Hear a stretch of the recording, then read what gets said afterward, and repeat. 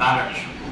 તો એના પર મારે એક નાનકડી એવી તમને વાત કહેવી છે કે ભાઈ ખુશ રહેવા માટે આપણી પાસે ઘણા બધા કારણો હોઈ શકે, અથવા તો આપણે દુનિયાથી આપણને કોઈ ફરક નથી પડતો, દુનિયાના વિચારોથી આપણને કોઈ ફરક ન પડે.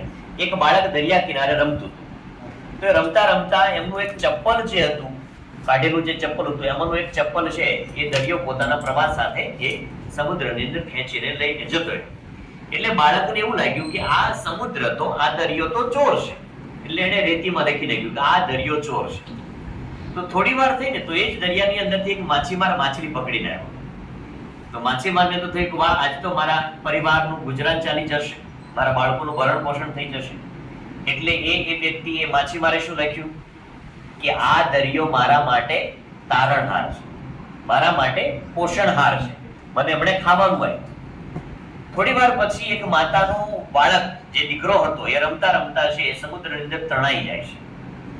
તો એ માતાને એમ થયું કે આ દરિયો છે મારા દીકરાની હત્યા કરી ગયો, એટલે આ દરિયો મારા માટે હત્યારો છે.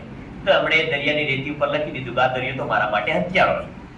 થોડી વાર થઈ તો એક વ્યક્તિને એ સમુદ્રની રેતીમાંથી એક છીપલું મળ્યું, જેમની અંદર સાચું મોતી હતું. તો એ વ્યક્તિ એમ થયું કે યસ, આ છીપલાએ, આ દરિયાએ તો અમારી જિંદગી બદલી નાખી. આ દરિયો અમારા માટે તારણહાર છે, જીવનહાર છે. બધાએ જુદા જુદા ટેગ છે, જુદા જુદા સેન્ટેન્સ એ રેતી પર લખી દીધા. થોડીક વાર થઈ, સમુદ્રમાંથી મોટું મોજું આવ્યું અને બધા જ ટેગ ને બધી જ લાઈનને ભૂસી નાખી. ત્યારે સમુદ્રએ કીધું કે કોણ શું, મારાથી વિચારે મને કોઈ ફરક પડતો નથી, બસ આપણે તો આપણી મોજમાં જીવીએ છીએ.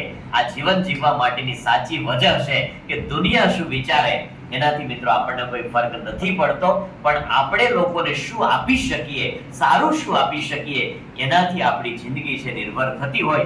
લોકો આપણા વિશે શું વિચારે એનાથી આપણને તલભર પણ ફરક પડતો નથી.